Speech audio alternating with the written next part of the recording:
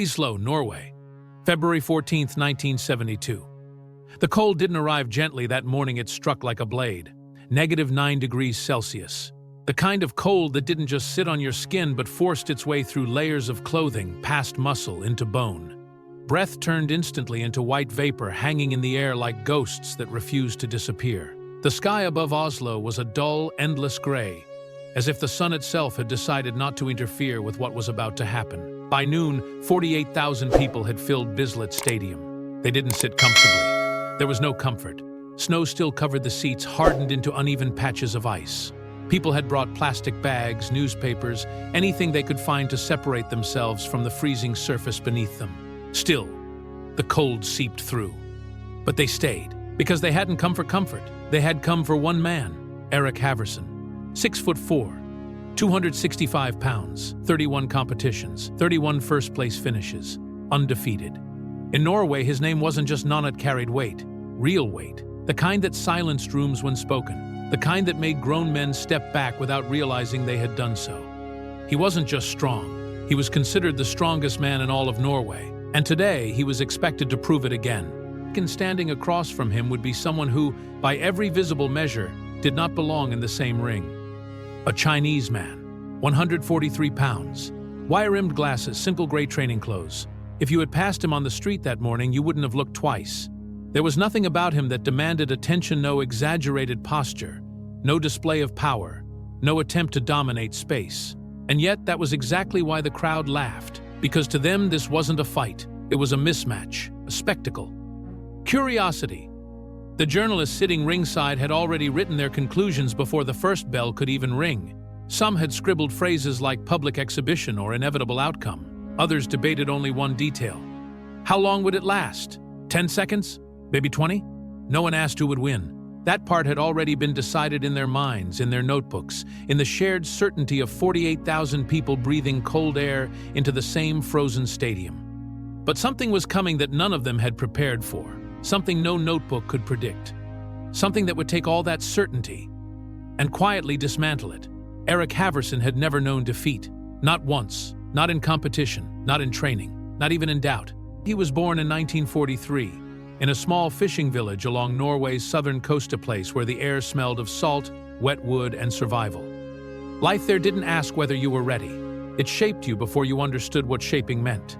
At 7 years old, Erik climbed coastal cliffs that most adults avoided. The rocks were slick, the drops unforgiving, but fear wasn't something he had learned yet. At 12, he swam in open water so cold it stole breath from the lungs and replaced it with panic. Strong currents pulled without warning. One mistake meant disappearing beneath the surface. He never made that mistake. At 16, he entered his first local strength competition. He won. Then he entered another, and another. He never stopped winning. By 29, his record was perfect. Not just impressive perfect. He had broken Norway's national lifting record 3 separate times. Each time, he broke his own record. In 1971, during the Viking Strength Championship in Oslo, he carried a 200-kilogram stone across the arena floor, 47 seconds, without setting it down. His competitors didn't fail at the end. They failed halfway. Some dropped the weight. Some collapsed. One man's knees buckled so violently they struck the ground before he could catch himself. Erik didn't even appear tired. He finished the walk, set the stone down, and stood there breathing evenly, eyes steady, as if what he had just done required nothing more than effort. That was Erik Halverson. Strength in its most visible form. Undeniable. Unquestioned. Until now. On the morning of February 14th, just hours before the fight, Erik stood inside the Viking ship museum in Oslo. The setting wasn't accidental. Behind him loomed a 9th-century Viking ship, dark wood, ancient, carved with a history that stretched back over 1,000 years. It carried silence within it, a kind of presence that didn't need explanation. Erik stood shirtless before the press. The cold didn't touch him, or at least he didn't show it. Cameras clicked. Journalists leaned forward, eager. Then one of them stepped closer, holding a photograph. Erik, the journalist asked, raising the image, "What do you think of Bruce Lee?" For a moment, the room went quiet. Erik took the photograph. He looked at it carefully. A thin man. Glasses. Ordinary clothing. Nothing about the image suggested danger. Nothing about it suggested challenge. Erik lifted his head. What followed wasn't anger. It wasn't even mockery. It was something more subtle. Confidence, sharpened by arrogance. A small actor, Eric said calmly. From a tropical climate. A few reporters smiled. He has never seen an Oslo winter, Eric continued. In this ring and this cold, he wouldn't last 10 seconds against me. Pens moved quickly across paper. My ancestors were Vikings, he added. The cold is our weapon. A pause, then the final statement. Size is real. What this man does in movies is not. The next day, those words appeared on the front pages of 8 Norwegian newspapers. The message spread fast. 3 days later, it reached its destination, and Bruce Lee accepted. The press conference took place in Tokyo. Unlike Oslo, there was no cold biting at the air, no visible struggle for warmth. But the atmosphere inside the room carried its own tension. Bruce had already been awake since 5 that morning. He had trained for 2 hours before arriving. Now he sat calmly as journalists surrounded him, questions coming one after another without pause. How will you handle sub-zero temperatures? He weighs nearly twice as much as you. How do you compensate for that? Is this a real fight, or just an exhibition? The voices overlapped, urgent, curious, skeptical. Bruce didn't rush. He looked at each reporter as if there was no one else in the room. Then he spoke. The cold will be there, he said evenly. I will be there. A brief pause. That is enough. Some of the journalists exchanged glances. It wasn't the answer they expected. One reporter leaned forward, pushing further. But physically speaking, Bruce cut him off before he could finish. Physically speaking, Bruce said, his voice still calm, a falling stone can be deflected by the wind. The room went still. What matters, he continued, is not the size of the stone, but how it is thrown. Silence. No one wrote anything for a moment, because no one fully understood what he meant. But they would. Soon. Back in Oslo, Bislett Stadium continued to fill. By 1 p.m. it was beyond capacity. The snow still hadn't been cleared. The cold hadn't softened. And yet not a single seat was empty. 48,000 people, waiting. Breathing clouds into the frozen air. They believed they knew what they were about to witness. They believed they understood how this story would end. But what they didn't know was that this wasn't going to be a story about strength. It was going to be a story about something far more dangerous. Precision, timing, understanding. And the moment when everything you believe to be true stops working. By 2:15 p.m., the stadium had stopped feeling like a place and started feeling like a pressure chamber. The cold hadn't eased, it had deepened. It pressed harder now, settling into joints, numbing fingers, tightening muscles. Every breath came out thicker, heavier, like the air itself had weight. And then, without warning, the south tunnel opened. Eric Halverson stepped into the light. The action was immediate. The stadium didn't just cheer, it erupted. A wall of sound crashed forward, echoing off concrete and steel, rolling across the frozen field like thunder.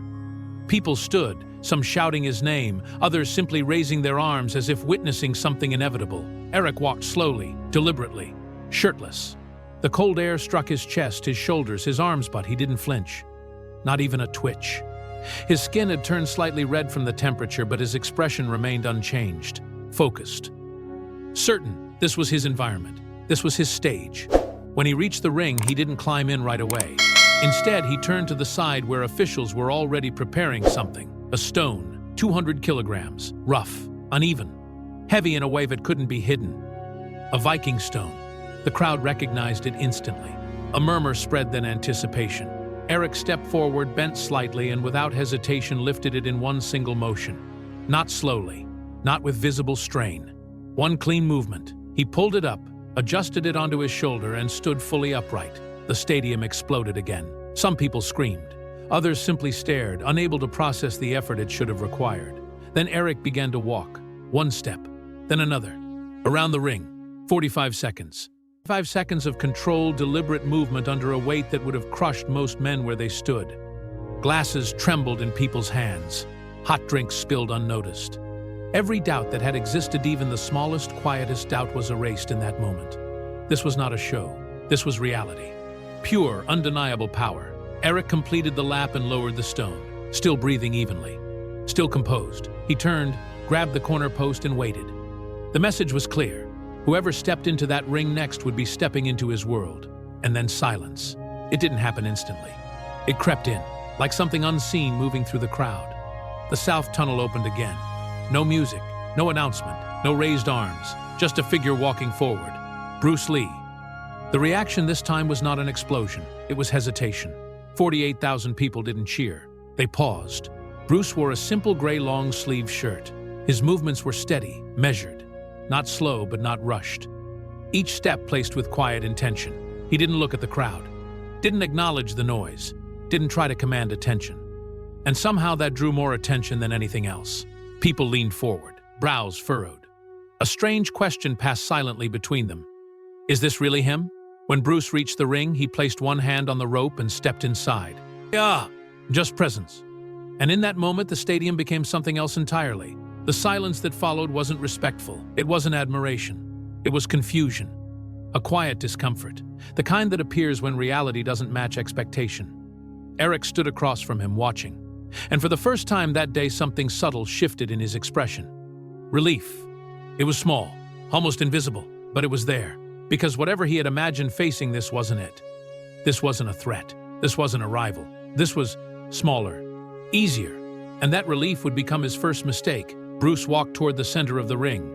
The surface beneath his feet was uneven. Not frozen solid, but slick cold moisture mixed with patches of compressed snow. Every step required adjustment. He tested it, not obviously, but carefully. Then he stopped, right in the center. Half the ring was covered in shadow from the stadium structure above. Bruce positioned himself exactly within it, as if the boundary between light and dark mattered. He stood still, arms relaxed at his sides, eyes open but focused inward.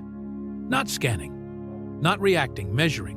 A photographer at ringside would later describe it like this: I looked up at the crowd, tens of thousands of people, and then I looked at him. And in that moment I realized something strange. He was the only calm person in the entire stadium. The referee stepped forward, called both men in. Eric approached first, each step heavy. Not clumsy but undeniable.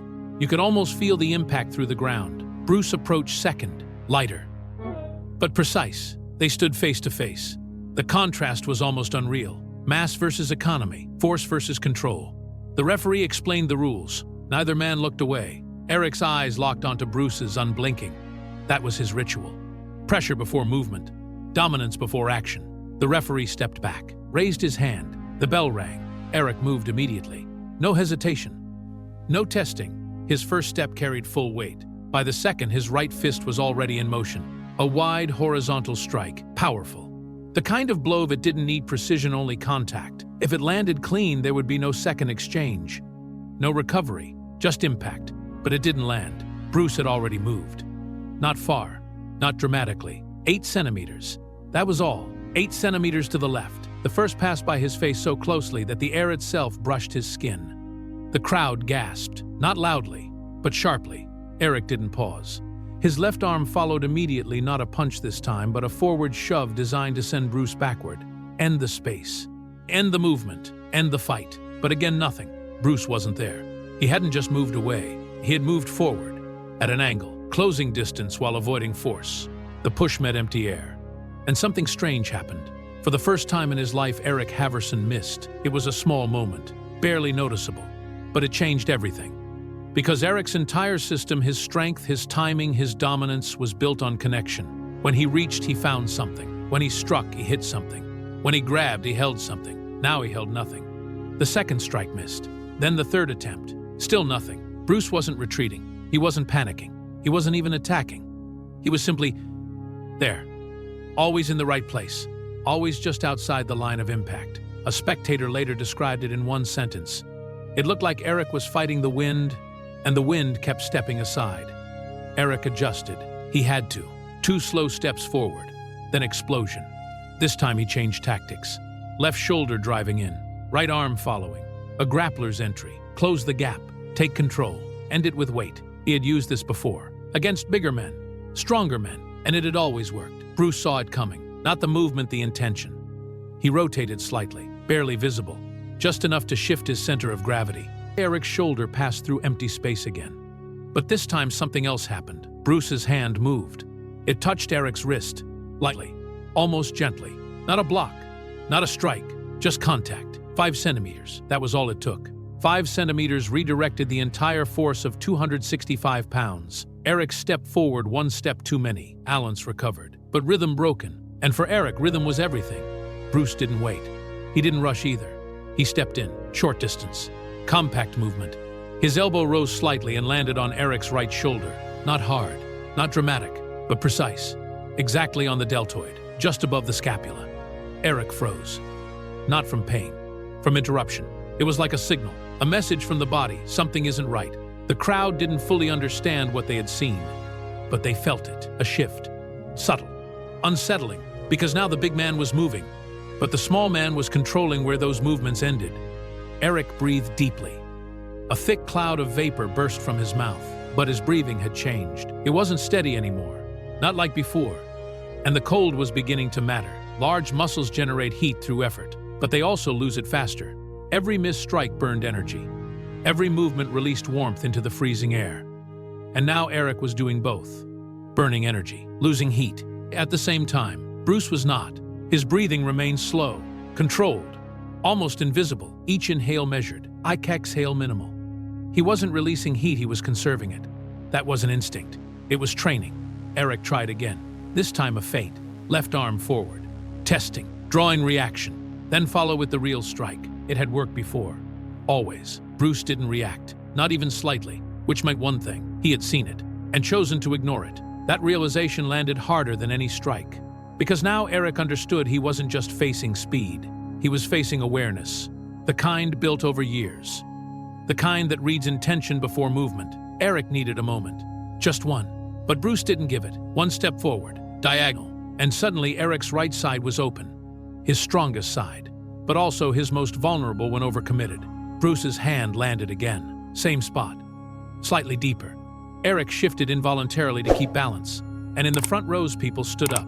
Not cheering. Not yet, but watching more closely now. Because something had changed. The question was no longer when will this end. It was what is happening. By now, the stadium no longer felt like it belonged to Eric Halverson. The energy had shifted, not loudly, not dramatically, but undeniably. At the beginning, every voice in the crowd had carried confident certainty wrapped in excitement. They had come to witness dominance, to watch their champion impose his will and confirm what they already believed to be true.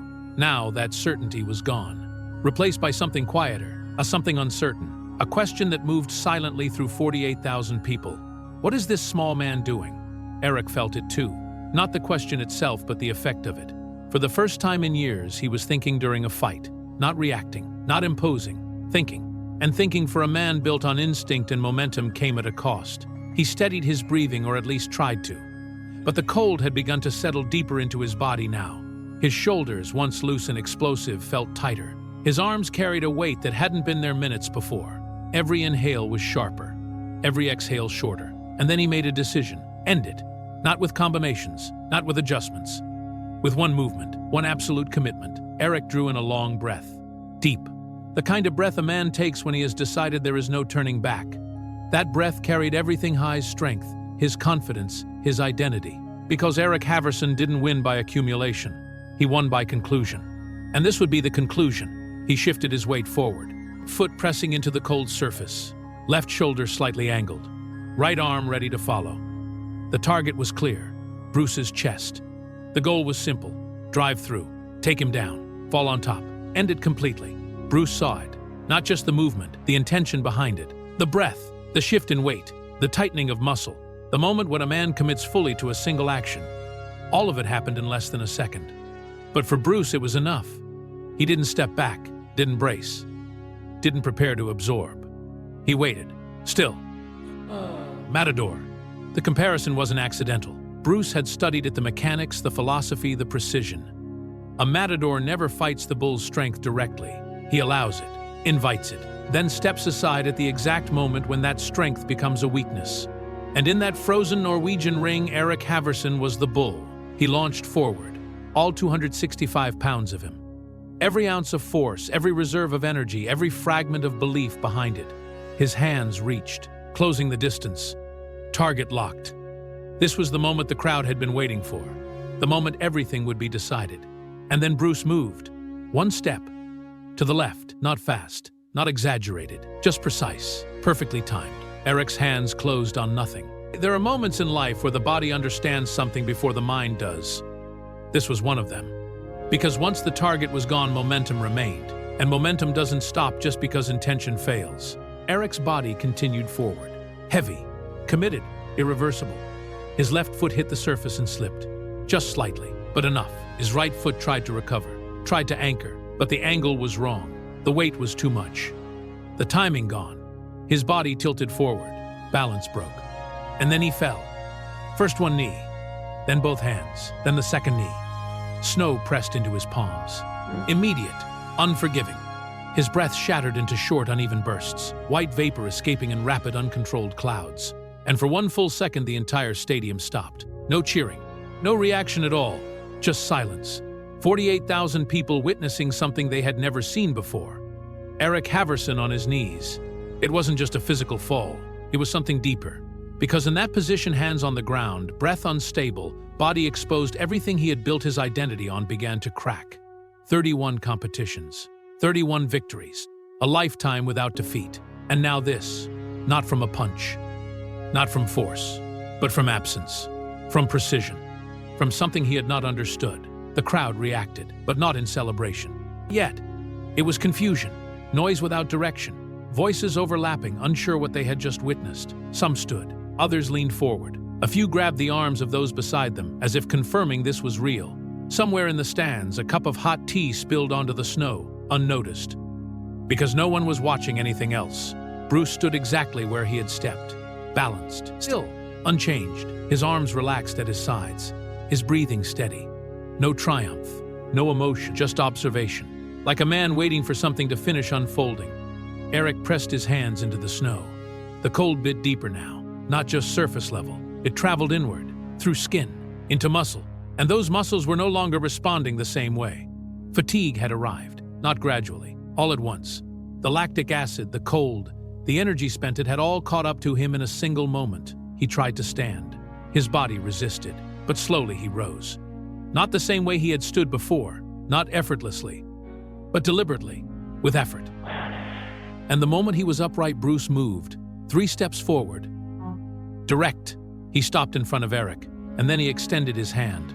It was a simple gesture, but in that moment it carried weight heavier than anything that had happened in the fight. Extending your hand in the middle of a match can mean many things. Challenge, mockery. This was none of those. There was no performance in it, no hidden message, just sincerity, one man to another. Erik looked at the hand for a long moment, long enough that the entire stadium held its breath again, because now this was the real decision. The fight had already been decided physically, but this would define everything else. Erik reached out and took the hand. Bruce pulled him up, not forcefully, not dramatically, but steadily. A 265-pound man rising with the help of a 143-pound man. That image burned itself into memory. Cameras captured it. Photographers leaned in.